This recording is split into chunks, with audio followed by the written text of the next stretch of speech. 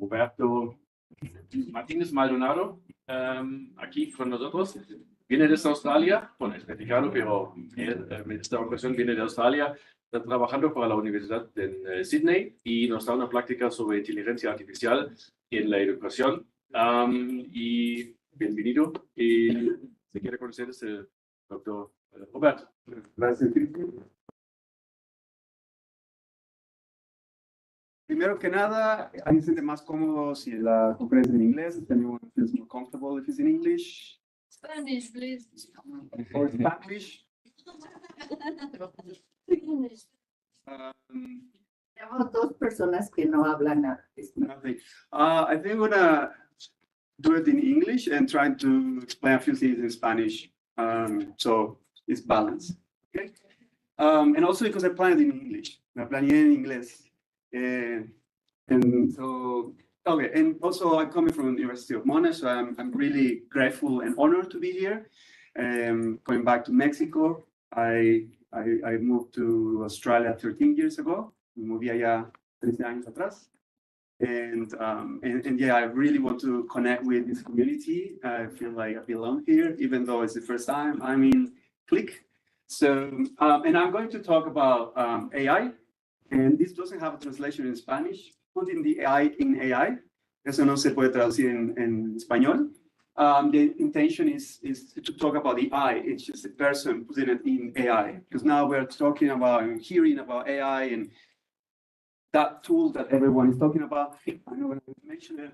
And that's work that we are doing in the area of education. Nosotros trabajamos en el área de inteligencia artificial en educación. And I'm going to talk about this work that is not only mine. It's work, and by the way, I'm coming from the University of Monash, which is in Melbourne. I work in Sydney, but not anymore. And this is just part of my team. It's a bit even wider team, but these are people who are working in these projects that I'm going to mention here and there during the talk. And before I start, this is something I learned in Australia. Es algo que aprendí en Australia. There, every time that we meet and we meet to have an event, we usually start by acknowledging the traditional owners of the land where we are meeting. En nuestro caso, in this case, is the Nahua and Otomi people that have been here before us, and many of us have different ancestry, and I would like to acknowledge the elders past, present, and emerging. And for me as well, my ancestors come from Yucatan and Mayan people. And so for me as well, I would like to pay that respect. And I would like to introduce the work I do, and also this talk with this image. This is from a Mexican artist, Raul Cruz. And I just love when I saw this image. He was like, wow, this is what says a lot in just this image. On the right, we have Rey Pacal, which is Mayan king, and on the left is robot, which for me it represents the AI, the inteligencia artificial sirviendo a la humanidad. But it's not just any human. It's someone very specific. It's someone who sees the world in a particular way. So it just talks a lot about human-centered AI to me, and it's also Mayan. So that's to me is like awesome. And so I'm going to talk about human-centered AI, but honestly, I work in an area which is called learning analytics, which uses AI. I also work in human-centered AI. AI in education. So I'm going to be talking a lot about education because that's what I do and what I work on, and I feel more comfortable to talk about that context. But I hope that, and I'm sure that some of the things that we're going to be discussing also may resonate with other areas where you are also working on. So before that, I would like you to do a little activity, una pequeña actividad. Si tienen un device, teléfono, computadora, les voy a invitar a acceder a menti.com, menti.com. Y yo dije, analytics de aprendizaje, learn analytics. What are the first three things that come to your mind? No, don't think too much, just first three things. that come to your mind, just to know like if this is a new term. And so once you go to mnt.com, just put that number, and the first thing is going to be this text box to the text. I'm going to give you a minute. Primeras tres cosas que vengan a la mente.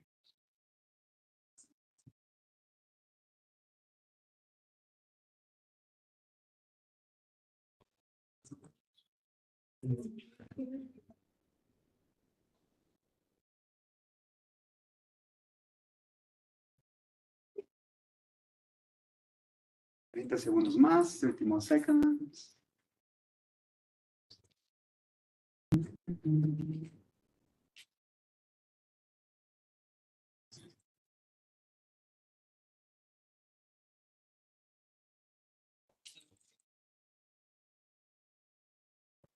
Okay, it's looking awesome. Something.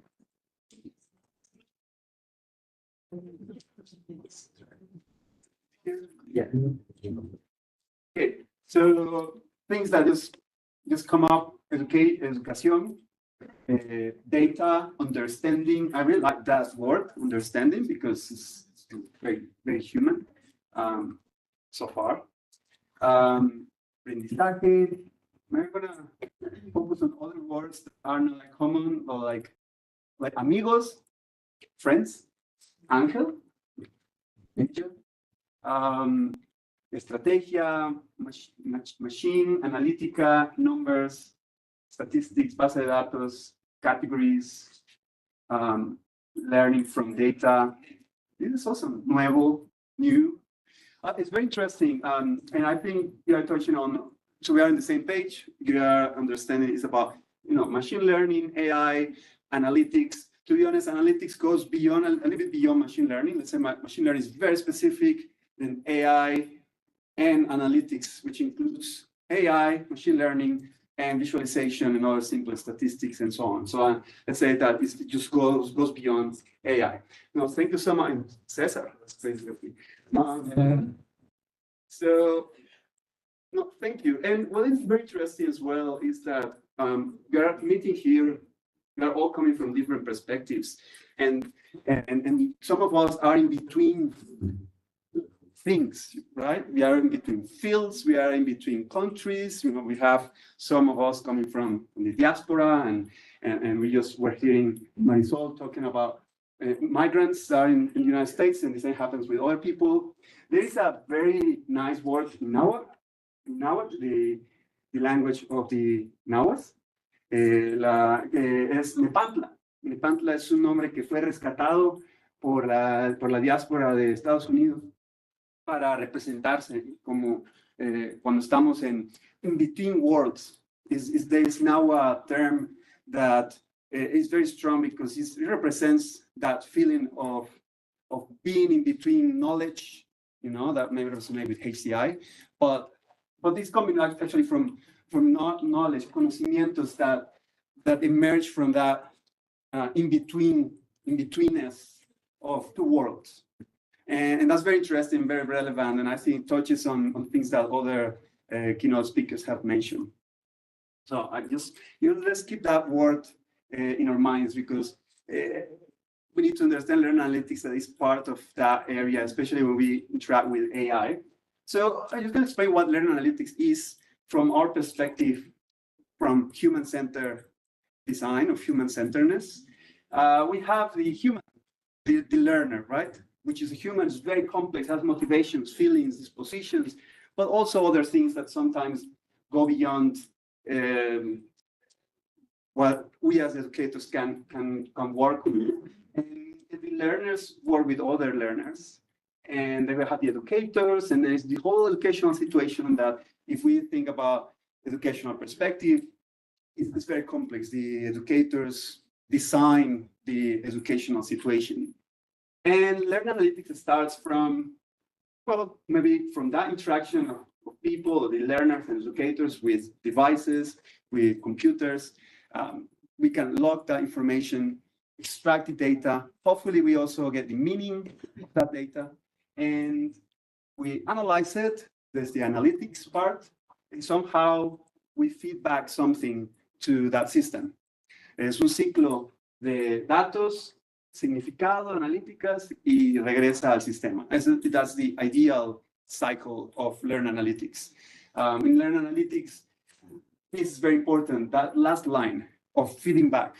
And that's for me where we start to touch on human-computer interaction. And in the past, the field of AI in education, educational data mining, which are similar fields, focus on the area of data understanding, wrangling, analysis, and trying to make some predictions and so on. Sometimes those predictions will be used to feedback the system via recommendations, providing support.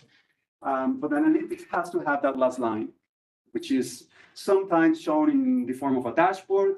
I presented that yesterday with some of the students that are here. This was my first dashboard when I was doing a PhD in Sydney Uni.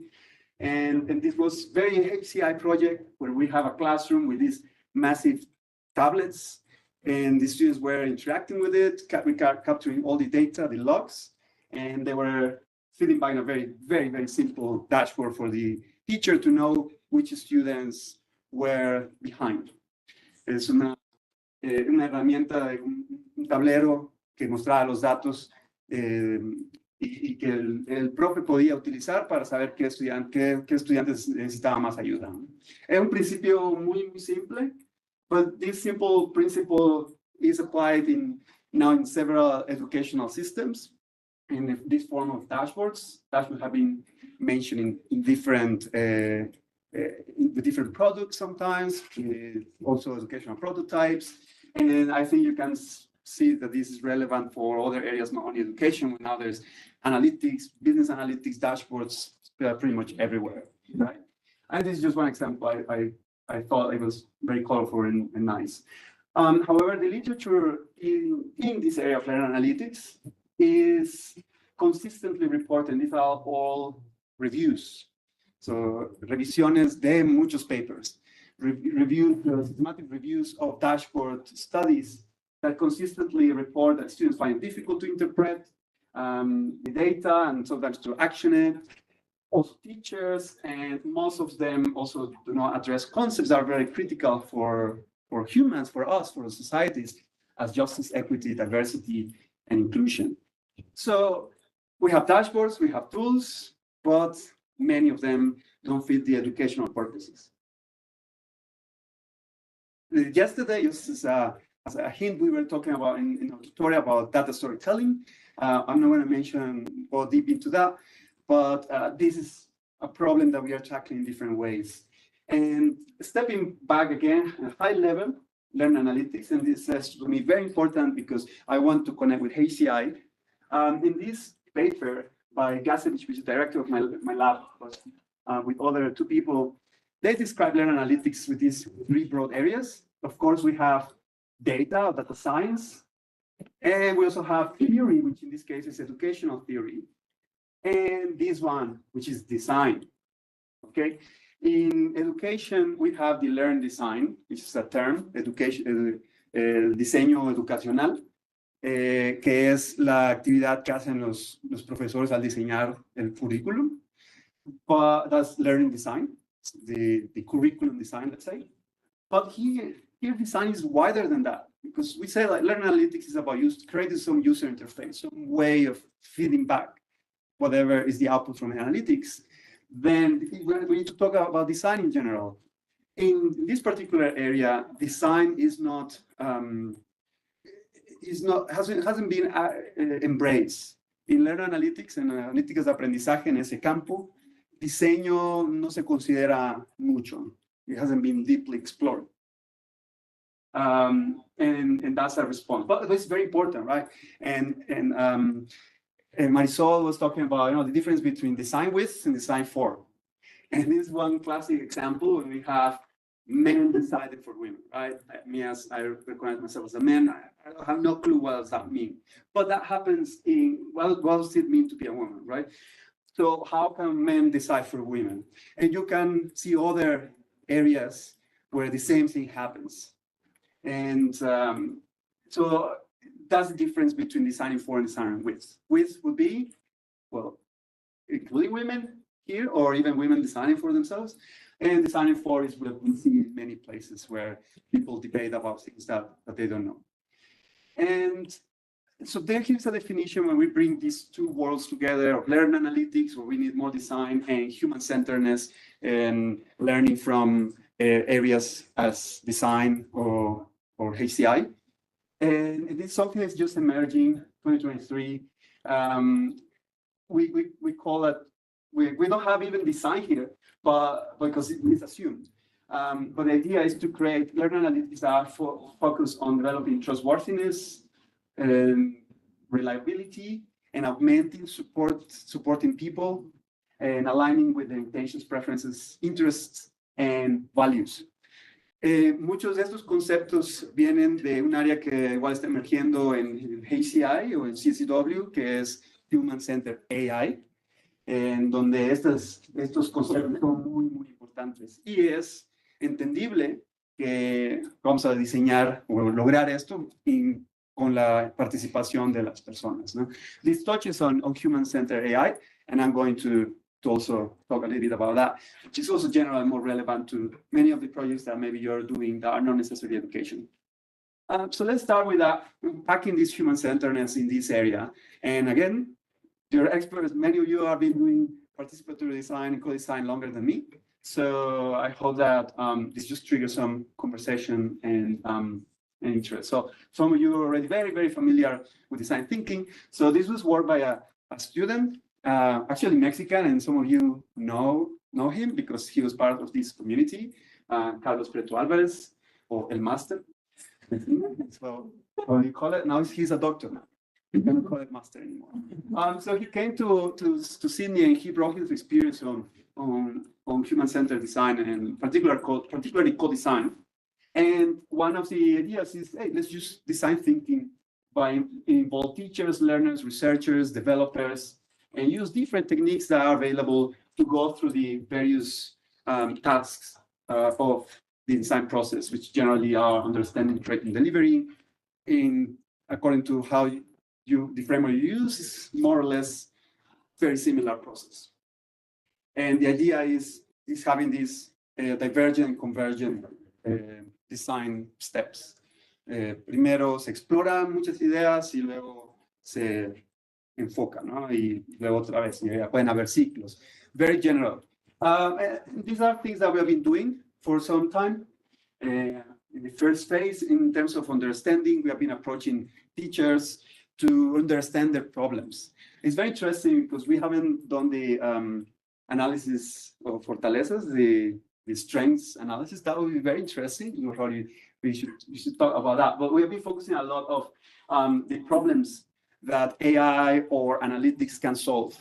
Cómo la inteligencia artificial, las analíticas pueden ayudar a algunos problemas. Y hemos encontrado que 90% of the problems that teachers face are not solvable via data or AI, right? So if we decide to focus on that 10%, we're not really solving a big problem, which is very interesting to have this initial understanding of ideas. And that's very interesting coming from a learning analytics perspective, because in that field, we usually don't start from that scratch, right? So that was very interesting. So we also decided to focus on something that really clearly teachers needed some help with data. In this case was, again, led by Carlos. And he brought or adopted different tools that are used elsewhere in the industry, like the user journeys, but now mapped into and adapted to learner journeys, learner data journeys. And these are not signs from the bathroom. No son las señales del baño, son maniquís que están en camas. They are patient maniquís. So it's a healthcare scenario. I'm going to show some videos later on. But it's a classroom seen from the top, and the students were asked to explain what's happening in the classroom, to then detect if there was any opportunity to provide automated feedback and support to them. And I'm not going to go that into detail, but it was very nice to start from tools that are being used in HCD in general to some analytical tool that help to an analyst in learn analytics to understand and do a easier analysis and mapping of what's happening. So this is another example of understanding. There are so many, and I'm gonna go into all the different details.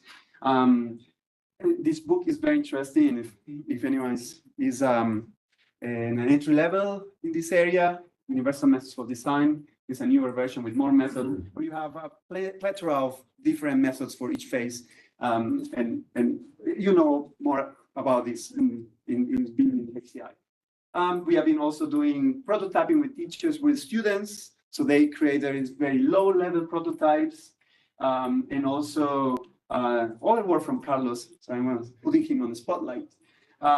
He came up with the idea of bringing not only students separately, because we have been doing that a lot. We ask teachers, we ask students. I'm going to talk about why we usually do that. But he was saying, oh, let's bring everyone together, even developers, because in that way we can contrast different perspectives. And he created a card deck to start creating a solution at a conceptual level that included the user interface, learning objectives, analytics, so pretty much everything, like the AI analytics methods, the data, where is it coming from, what are the learning goals, right, the educational goals, which if you have a project that is not in education, there are usually goals, right? Incluso si no es educativo, hay ciertas intenciones y está la interfaz y están los datos y cómo llegar ahí, esas conversaciones entre los múltiples stakeholders es lo que puede traer, pues, tomar decisiones en donde se pueda compensar, ¿no? Create a compromise if multiple perspectives are different. That was also very, very interesting, and we have been also working in delivering stuff with actual students and teachers. But okay, I'm going to talk about 4 challenges. That was just a glimpse of different methods that we have been using, but we learned as well that it has been hard, and maybe even you can provide some solutions from your different fields, because sometimes we work in silos in different areas, and it would be very nice to share what we have been learning. And sometimes we think like the challenges that we experience in education are only educational challenges. Sometimes it's just a pattern, right? So el primer challenge que encontramos es que usualmente los estudiantes y los profesores que trabajan como colaboradores son los más motivados, los innovadores. Usually the partners, the co-designers are the ones that are motivated, the ones that have time, the ones that don't have many problems. Okay, the ones that want to innovate anyway. And if it's the case of students, it's usually students that are high performing because they have extra time, they're motivated, and that is bad, because we end up designing for the people who are already privileged or represented, and we forget about, or we cannot consider or have a good view about the underrepresented participants in the whole system. And that's not only important in education, having a skewed representation. And there are some tools that are used for that. And in particular, I would like to bring a not so new work by Nielsen. And he talked about the different context of usability for senior citizens.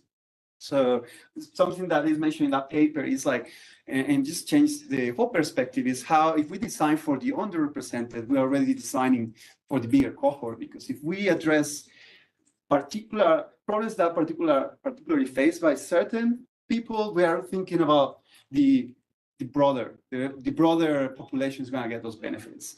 This resonates with, I had a very good friend who, she has a particular way to interact with the world. She sees very different to how I see. She just has a limited vision, and also a different way to navigate the world.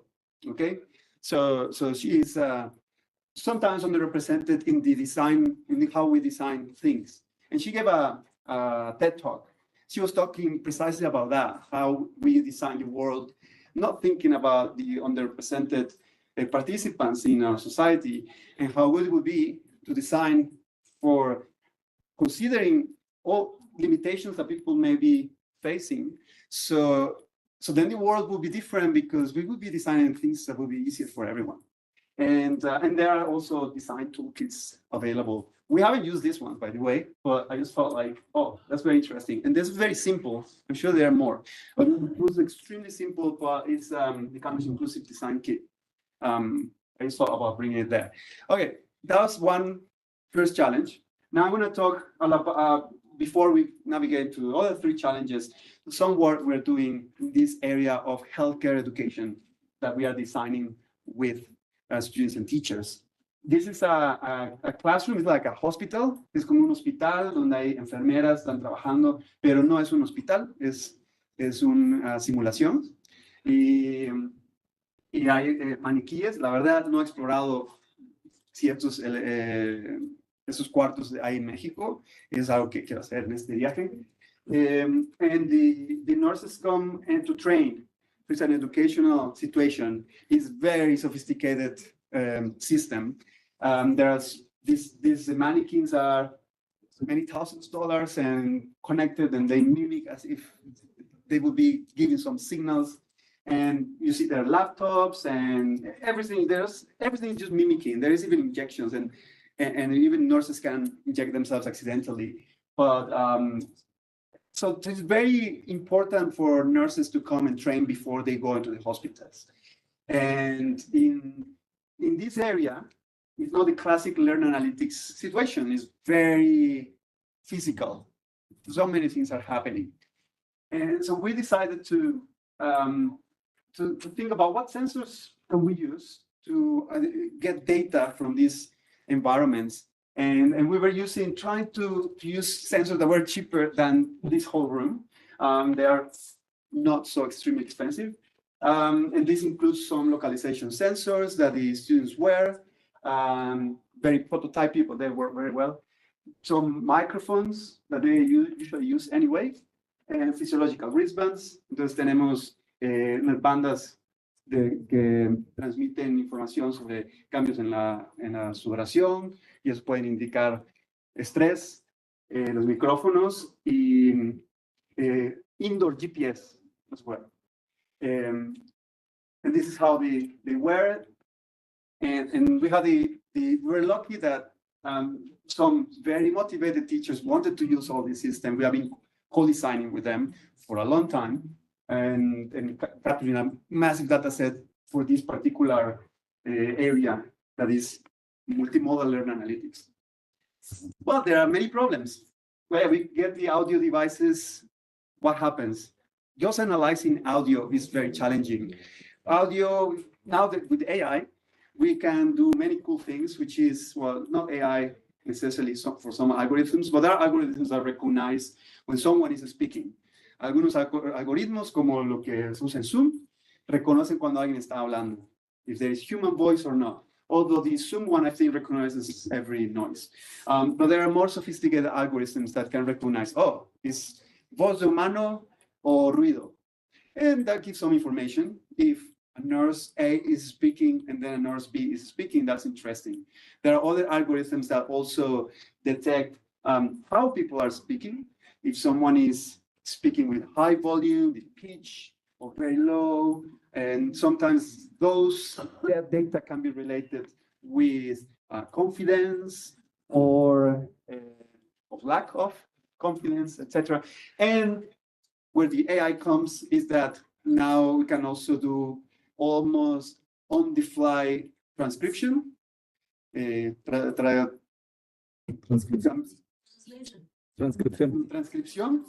Transcripción de lo que está hablando y se empieza a ver en texto, como Zoom creo que también lo hace, ¿no? Es muy parecido with OpenAI Whisper. Y también se pueden entrenar modelos para codificar lo que se está diciendo a un más alto nivel. So, is someone asking a question, or is responding to someone, or is talking about escalating the situation in healthcare? And that's very interesting because that starts to give more information about what's going on with the group. That's just one sensor. Then we have the localization sensors. We have positioning and the meaning around the beds. And in this case, in this old work, the teacher was inside. Sometimes the teacher is not there, but there is and they are here and there. Also the body rotation. That's the prototyping thing that we are using. It works well in terms of data. And we also have physiological data. Anyway, you got it. It's complex to even do the analysis. So how can we feed something back? And this is what we were talking about. This is our vision of, at least in terms of who's speaking, which is someone is saying, el oxígeno es 87. What is that? Oh, someone is sharing information. Oh, they está teniendo problemas respiratorios. Oh, that's situation assessment. These tags are more important than what is happening for the immediate use. In these kind of scenarios, which are similar scenarios everywhere of team activity learning, they'll be using for firefighting, police, where they come to simulated scenarios, usually not necessarily sophisticated as that. Simulation can be just even doing an injection on an orange. So there are other kinds of scenarios, but the idea is, and probably these can be used in other situations where if there's only microphones, we can forget about the other things. So if this part's any idea as well, I'm happy to think about potential collaborations. Anyway, so this is part of the analysis, and also part of analysis have been computer. We're thinking about making everything cheaper and using technologies like the camera that is here to identify the people who are in the physical space instead of using those more fancy indoor GPS. And the idea is to feed something back to the team afterwards. For the teacher, which is in this case is how the teacher is using one of our early prototypes to guide the reflection on team activity. So the team comes afterwards, and this is called a signature pedagogy. Es un tipo de pedagogía que se utiliza en trabajo en equipo, aprendizaje en trabajo en equipo, que es después de trabajar en equipo, se dedica el mismo tiempo o incluso más en hacer una reflexión. ¿Qué es lo que pasó? ¿Cómo nos sentimos? Porque estas simulaciones a veces son muy emocionales. There's lots of emotions many times, and it's compulsory for them to reflect. Otherwise, even the experience can be negative. And here's where we saw the opportunity. Oh, for here, there is an opportunity to use data. This is one of our visualizations. This is very analytical, definitely not data storytelling as we saw in yesterday's tutorial. So we're not telling the story, it's very more for exploration of, and probably, yeah, the image is not that clear, but what is showing is here's two people, this filter, the nurse is in red and the one in blue, that are moving, and if there is color, they are also speaking. It's very simple, it's just posición y si alguien está hablando. Y esto ayuda a saber dónde estaba ocurriendo la conversación del equipo, cerca de este paciente, hay 4 pacientes allá, por qué un paciente no se visitó, why a patient was not visited, and why most of conversation was in these two. That's the kind of thing of how this has been used. This was not co-designed with them per se, so that was last year. So in this second year, it was more like, okay, let's see if it's possible, and for teachers start to see what they've been doing. So there was a little bit of consultation, but then for a year we said, okay, we've been working on this. We designed with them certain parts of the system, but not the user interface. And then we decided to, okay, now let's go into the user interface. And the user interface, this is not for students, it's very complex. This is something that is teachers design for themselves to carry in a tablet. That was surprising because that tab on my PhD's work where I use a tablet, and I thought it was a bad idea back then because it's even if it's new tablets, still is something there that keeps the hand occupied. But for this case, because it's very small time where they use the data, they want to have a tablet, and this was an orchestration tool. We designed a bunch of things that we thought like it was not good design decisions, but we wanted to follow co-design and make it democratic and let the teachers make the design decisions. So we gave our opinion, like, oh, you shouldn't have too much complexity because it's a tool that you're going to use in 10 minutes and you're in front of students, and it needs to be very simple. And they were like, no, we want all this complexity. Okay. And this brought also several other challenges, right? All this process. The first one was challenge two is it's really hard to put yourself in the shoes of others, right? So designers often commonly cannot truly understand what teachers and students really need.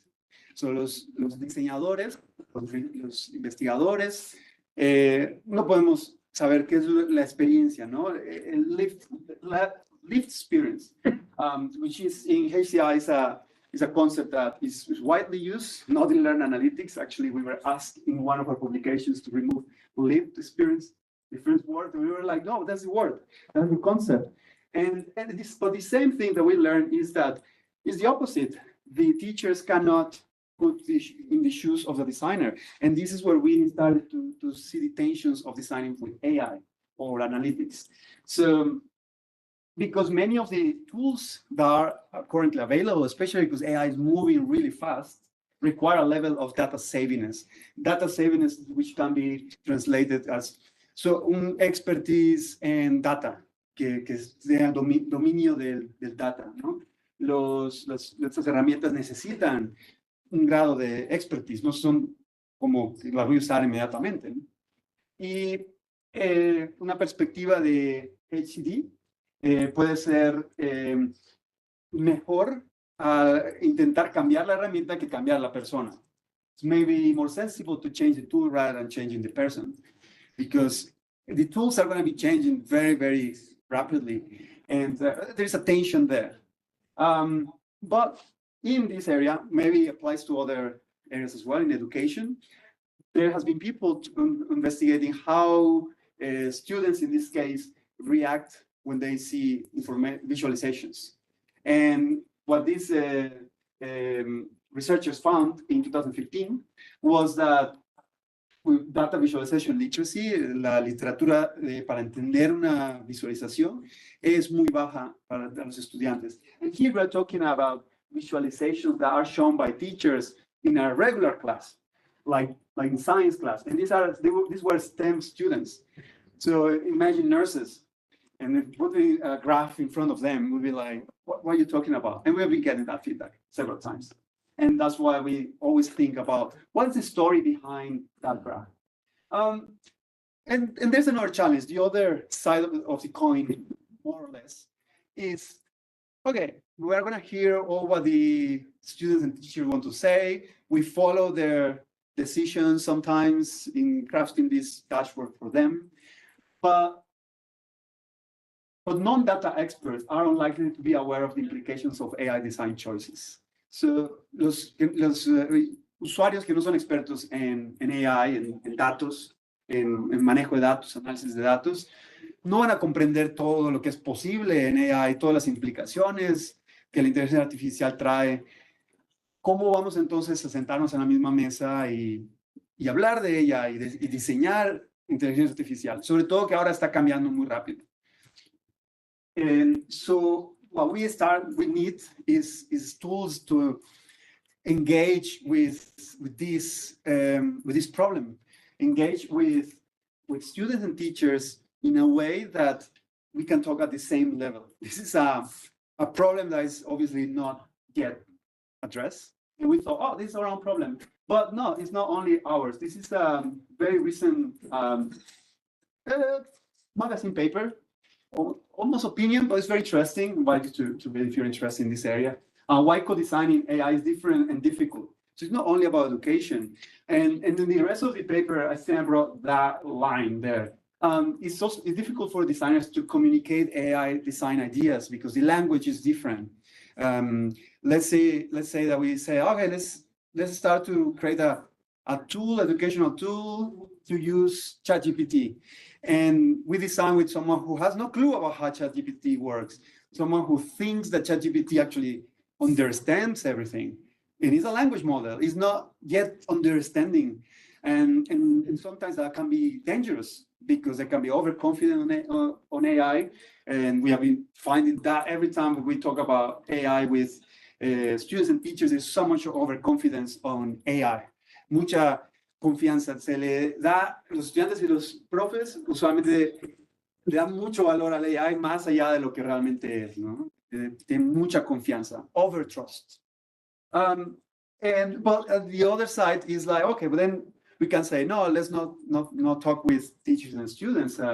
But then, and this is related as well with Marisol. I love that connection with Paulo Freire's ideas, and even there's papers that talk about how technology and the liberation pedagogy are not compatible.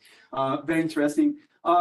And Pierre Tunikin, which is a professor in our area, he also talked about the emancipatory perspective of this area of learning analytics, of using analytics and AI with the students, which at least we need to ensure that learners are not be seen as passive beneficiaries of a superior control entity. And that's what I feel is this is not extremely new, but AI was not as getting into the second revolution of AI in 2019, and he's still writing about how can we balance these issues. Because if we don't do it, the companies are just going to do it. And that brings the fourth challenge, which is the one about power dynamics, which sometimes in our research we have been focusing in a smaller scale. There's many more relationships beyond this. You know, the power between the researchers, the designers, or the researchers from industry or academia coming to the community of students and teachers in our case, and there's power there.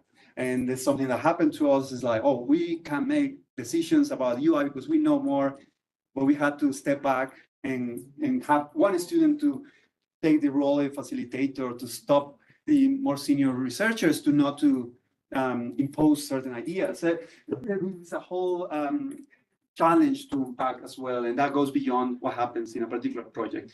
But anyway, and I think we're gonna, I think we're going very fast. So what's happening beyond Learn Analytics? ¿Qué está pasando más allá de el ámbito de educación?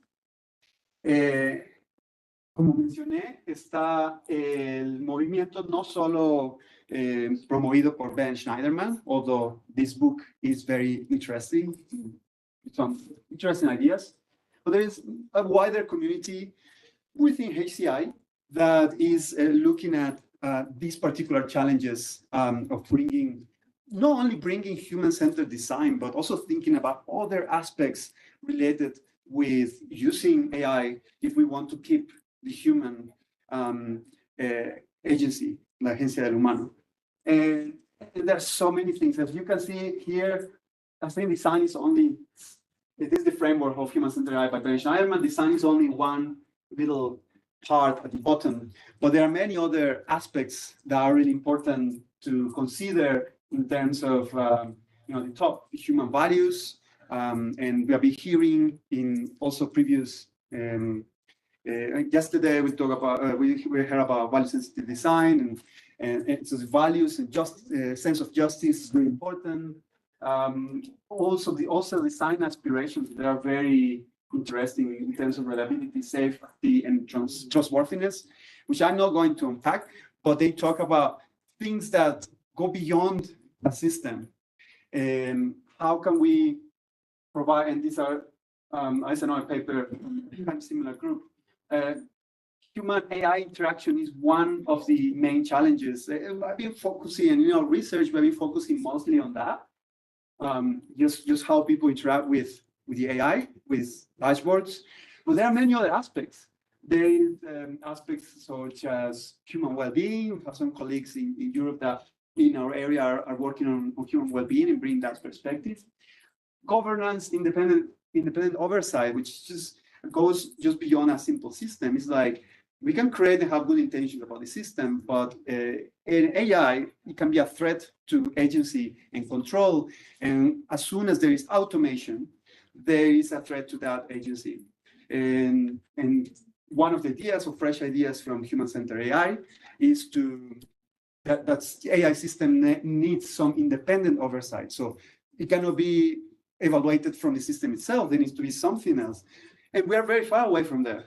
In aviation, there is lots of independent oversight. There's lots of certifications. Los aviones tienen que pasar por controles. There is sistemas ahí, la caja negra, que es realmente para investigar si algo pasa mal, qué es lo que ocurrió, cuál fue el problema, si hubo un problema de automatización, que es lo que ocurrió reciente hace unos años atrás con unos aviones que el sistema de automatización hizo que cayera. Y la regulación hace que esos datos se vuelvan públicos para que todos los otros demás compañías que generan, que producen aviones, puedan evitar ese problema. In AI, there is nothing like that. We don't even know some algorithms like the algorithm that is used in ChatGPT. No one is not known, because it's black box. This doesn't exist yet. And by the time that exists and the regulations come, and we have other areas like responsible design, privacy, name it.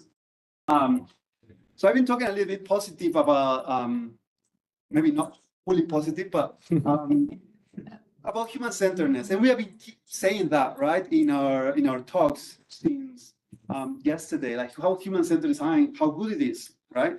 Even though there are challenges, but we still have faith on human-centered design. But there is a skepticism, and I like to also bring that in when we talk about human-centered learning analytics in that learning analytics context, because they are not that aware of what's happening there. There was one author, this is from the Learning Analytics Knowledge Conference, which is also HCM. It's not considered HCI, but to me, it's kind of HCI, some parts of it.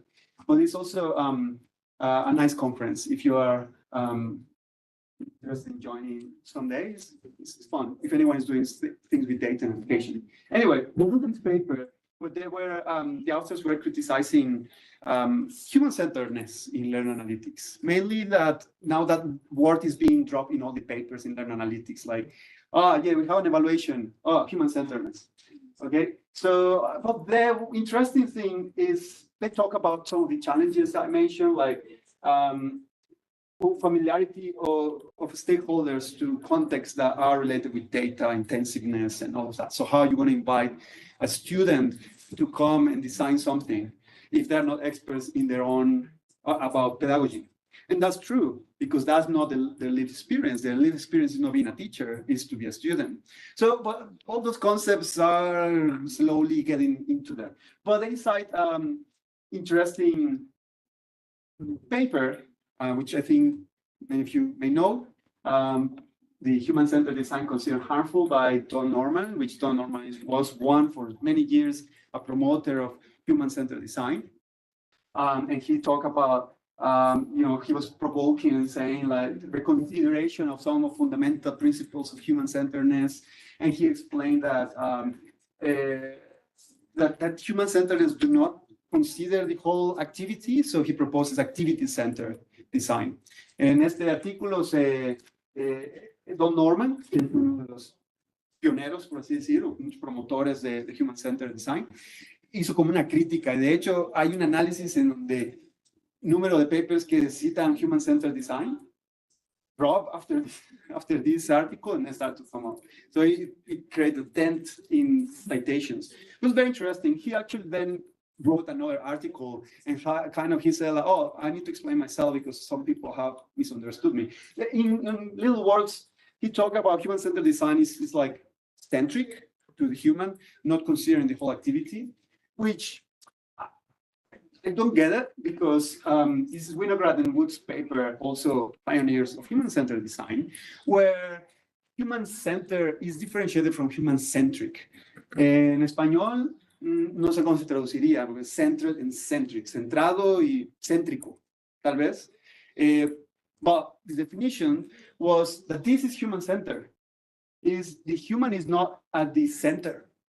Is part of an activity. So it's the human, the technology, because it emerged from all these ideas, considering the design of technology or use of technology at least, and technology widely considered, even fancy-less technology, and obviously the social aspects, which to me, that was already kind of responded in our area, and something I learned when I was working in the Faculty of Education, which is very different to Faculty of Computer Science, that's where we are.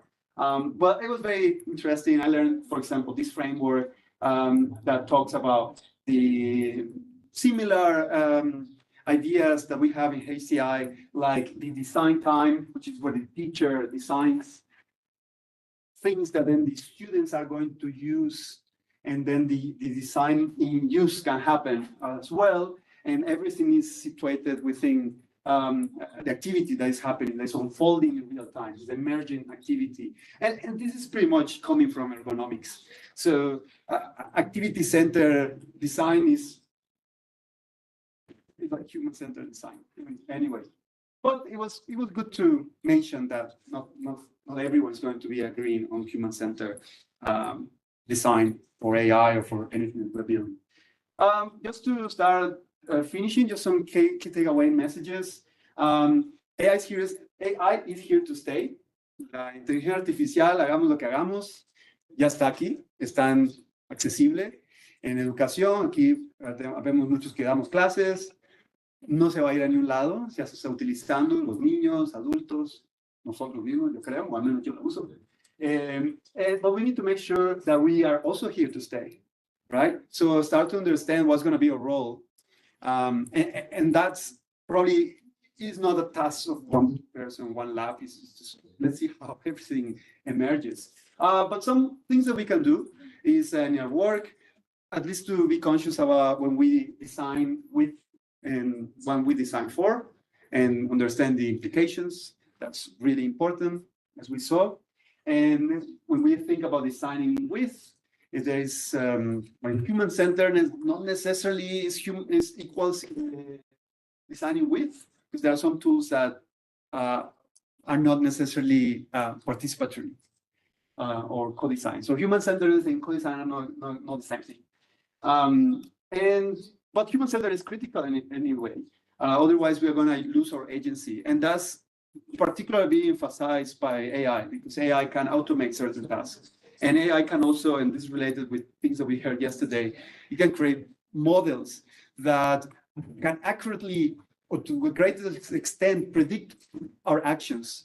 And the problem is that we can end up not even knowing ourselves as well as the models know us. So we can be susceptible to manipulation. And that also can happen in education or elsewhere, especially in social media. And it's happening. And particularly for education, there are some unique challenges that we believe, but I would like to stop here and open the floor for microphone, because we think, like, you know, in education, we have casual users where the student that we are designing with is not going to be the final user, because it's going to move on. By the time we end up designing something, it's already graduated and is designing pretty much for the next generation. Or the expertise is unique of the student, but I'm sure that happens in other areas. I would like to hear your thoughts. And the problem of the skewed participation of the highly motivated users trying to, which usually are the ones that come to our design sessions and co-design sessions. So yeah, well, thank you so much. And yeah, we have some time for discussion, I guess.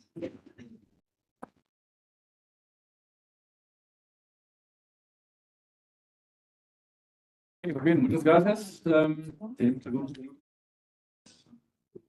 español o en inglés? English or Spanish?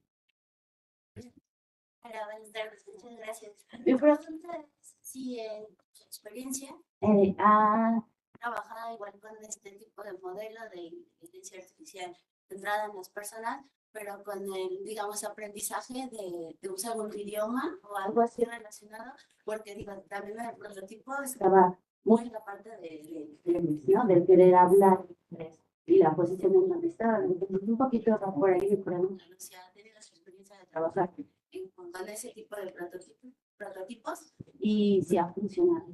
Mhm.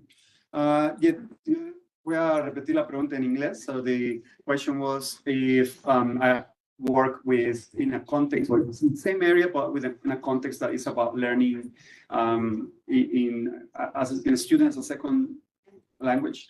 Not really. Nos hemos estado enfocando más bien a inglés en el contexto de Australia, pero tenemos un proyecto en colaboración con Noruega en donde vamos a probar qué tal funciona la adaptación de los modelos a noruego. Y eso trae muchas implicaciones, ¿no? En noruego no está tan, los modelos, usamos BERT models. Los modelos BERT son como los predecesores a lo que se utiliza en GPT, ¿no? Son BERT models entrenados con información de healthcare y de teamwork. Y en inglés, pues los modelos tienen más datos que ser entrenados. Entonces esa pregunta es muy importante porque en español no va a haber problema igual, pero en otros idiomas que no son tan hablados, pues es más complicado, ¿no? So the implications of refocusing to other languages, yeah, definitely it would change. But we are working with University of Oslo, and we were just talking about that before I came because they were visiting, and that's something that we will know how can we use this, how feasible is to use the same system but for Norwegian. But I think I kind of twisted your question because that was about language but not about learning as a second language. So I think you were talking about learning Like to English. have the opportunity. Sí, no, pero sería muy interesante. Y creo que ayer hablaba con unos estudiantes de doctorado que están justamente pensando en usar GPT para clases de inglés en México, entonces sería muy interesante, pero no, yo no he trabajado en esa área. Okay, ¿más preguntas? Sí. Bueno, gracias por tu comentario. La parte de inteligencia artificial que hemos hablado, no sé si quieres luego, para el profesor de y algo de lo que no sé si se escapaba de análisis de datos. No sé si se me escapa. Me gustaría que hablaras Okay. de cómo lo usan. Y yo creo que te quiero hacer una parte de era de enfermería, ¿no? Porque de la Sí. Sí, enfermería. yo me quedo en que eso realmente puede ser puede ser, es decir, sí, pues, objetivos. Sí, es lo que hacía, o sea, ya no les veo algo de seguridad.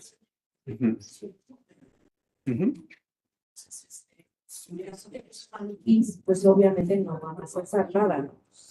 Nada más igual. Pero ya en realidad, eso, digo, es real. Sí, sí, so, brevemente en inglés. The first one is about like going deeper into the NLP that we use, and the second one is about like, you know, like I guess interpret that we can actually do this in a real environment. So la primera, sí, bueno, utilizamos visualización de datos, bien simple. Usualmente el posicionamiento visualizado, utilizamos, como mencionaba, voice detection algorithms, no es AI, no es machine learning. Pues eso es como los analytics. Y lo más sofisticado que utilizamos son BERT models, y lo que hacemos es utilizar, bueno, es machine learning, porque creamos un dataset de nuestro propio dataset que fue codificado por un humano y, bueno, dos humanos, y de ahí se usaron los BERT models y se utilizaba ese dataset para ahora lo utilizamos para crear los modelos y nuevos datos.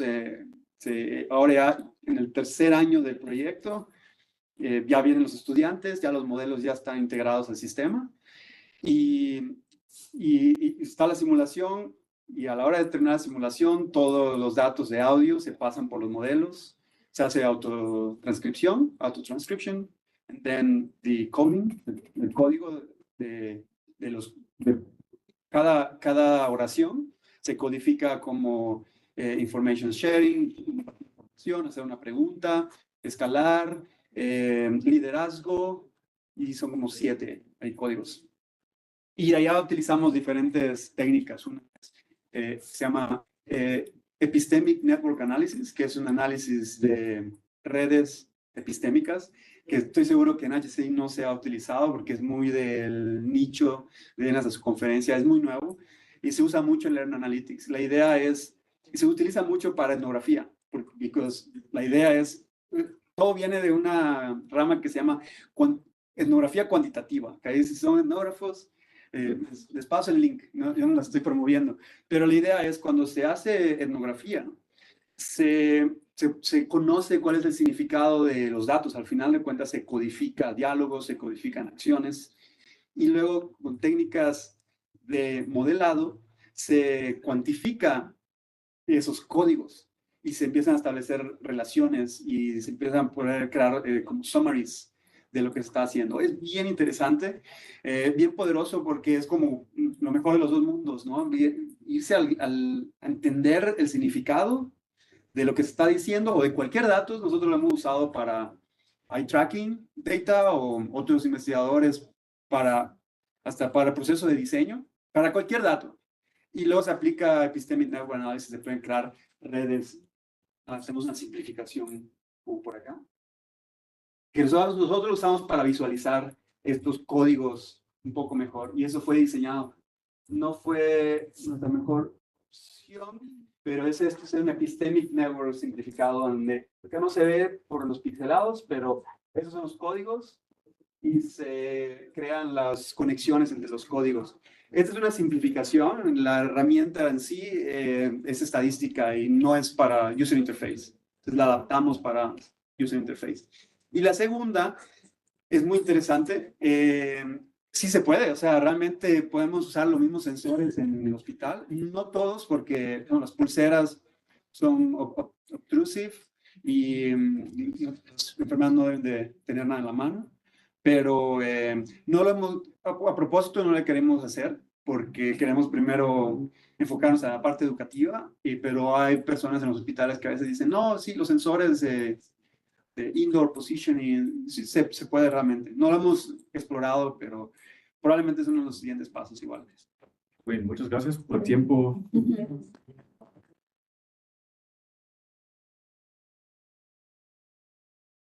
Y, no sé si Yo lo hago porque no está mal. Juan, ¿cuánto está? Muchísimas gracias, Roberto. Es una plática súper interesante y ojalá que todos podamos hacer preguntas. Yo tengo muchas. Gracias. Después te cuento todo lo que estoy pensando.